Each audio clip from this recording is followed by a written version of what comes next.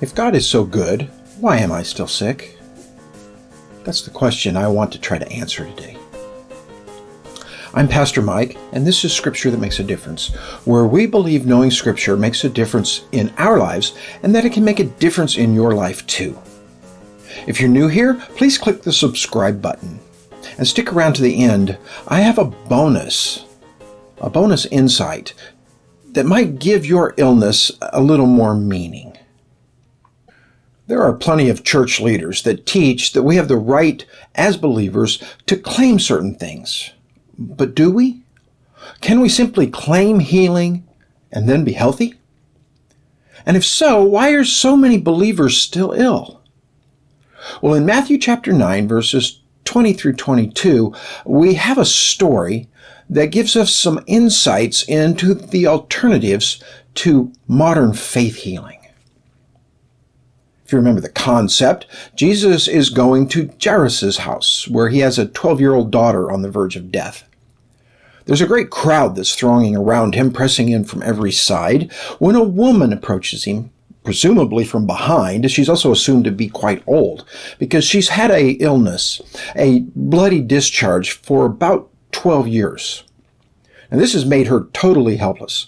According to Mark's gospel, the doctors couldn't help her.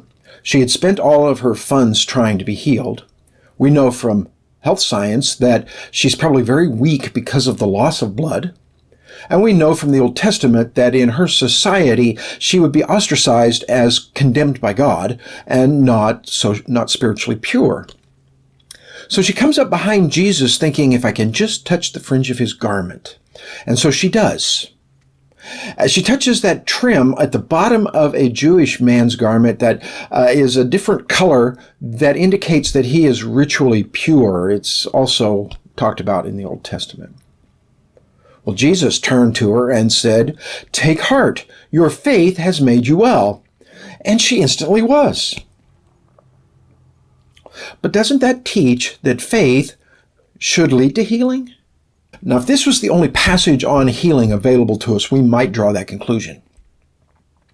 And if we limited our definition to faith as that which I believe, therefore it must be real, then we might draw that conclusion. And I'd like to address those two issues, the second one first.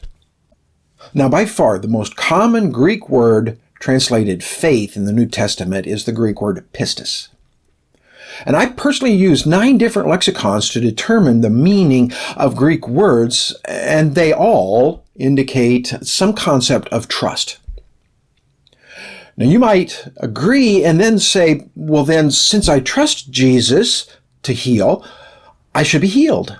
And that's close, but it's not quite right. See, that's trusting in the act, and the concept is to trust in a person. The more correct concept is to trust Jesus to do what is best, even if it's not what we want. Now, I realize that's not popular teaching, and that's not teaching that's going to attract a big crowd, but it is true. Now, the second issue I wanted to talk today about was the other passages that talk about healing, primarily the one in 2 Corinthians chapter 12, where Paul mentions that he has an ailment.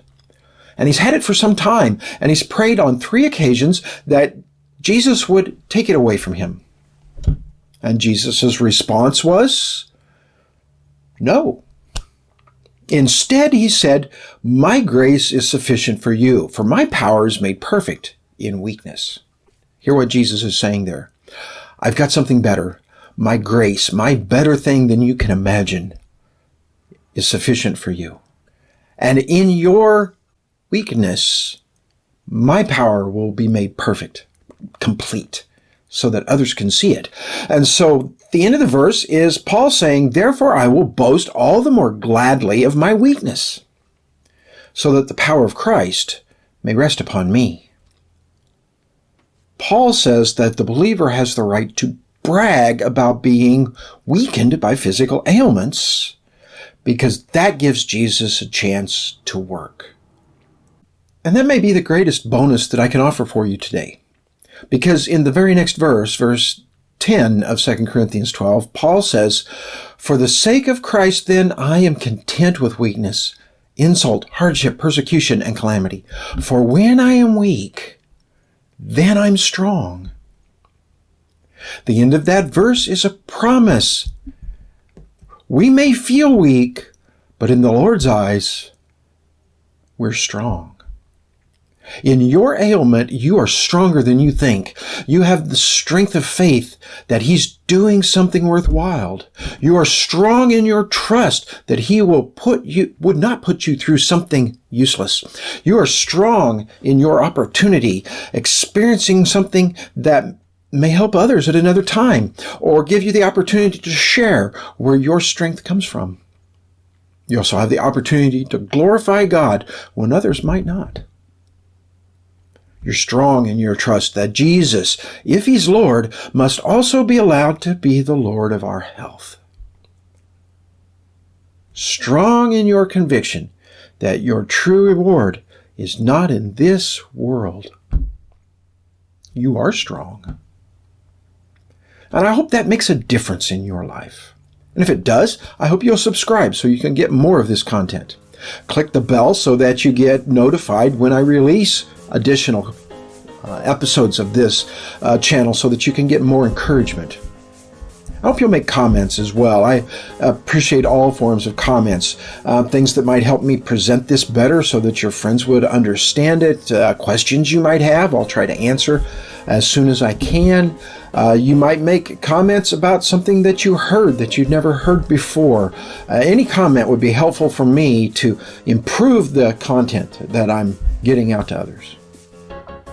But you could also, if you live anywhere near Eden, Oklahoma, you can visit our congregation.